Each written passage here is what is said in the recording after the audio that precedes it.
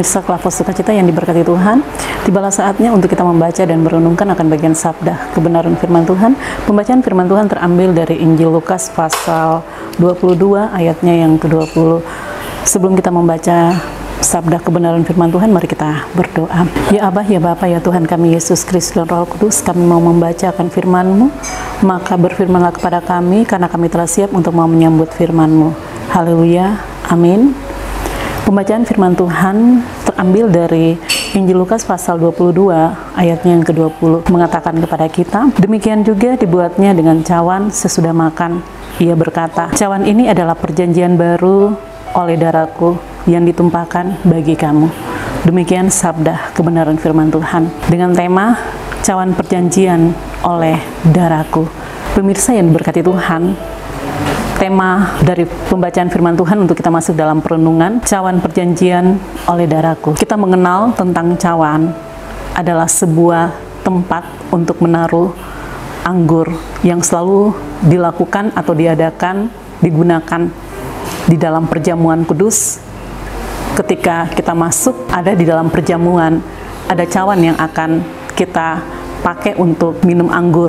Anggur adalah sebagai lambang darah Kristus. Pada Yohanes pasal 6 ayatnya yang ke-54 mengatakan kepada kita, barang siapa makan dagingku dan minum darahku, ia mempunyai hidup yang kekal, dan aku akan membangkitkan dia pada akhir zaman. Kata perjanjian ini suatu penyampaian janji Kristus kepada para murid-murid, bahkan juga bagi kita sekalian yang mau percaya kepada Dia, karena Dia adalah Putra Allah yang tunggal, yang Allah memberikan suatu perjanjian penebusan untuk menyelamatkan kehidupan saya dan pemirsa sekalian, bagi yang percaya kepada Dia, lewat penderitaannya, lewat kesengsaraannya dan kematiannya di atas kayu salib, hanya untuk mau membawa dosa-dosa saya dan pemirsa untuk ditanamkan, dan dalam kematiannya ada kebahagiaan, ada kebangkitan, ada hidup yang Ia berikan dalam kehidupan saya dan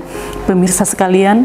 Maka selaku orang Kristen yang telah ada dalam satu persekutuan dengan imannya yang telah dibentuk dan dibangun dalam peribadatan kita untuk mengambil bagian dalam persekutuan dengan Kristus yang selalu dihidupkan, terutama suatu perjanjian makan dan minum, menikmati tubuh Kristus dan minum darah Kristus, kita akan mendapati kehidupan. Hidup kita ini akan dibangkitkan pada akhir zaman, sehingga tidak sia-sia untuk mengambil bagian di dalam perjamuan kudus yang menjadi suatu undangan pesta iman untuk ada di dalam perjamuan kudus. Pemirsa yang diberkati Tuhan, maka betapa bangganya kita kepada Allah kita yang telah Ia menyediakan cawan ini adalah perjanjian baru oleh darahku yang ditumpahkan bagi kamu.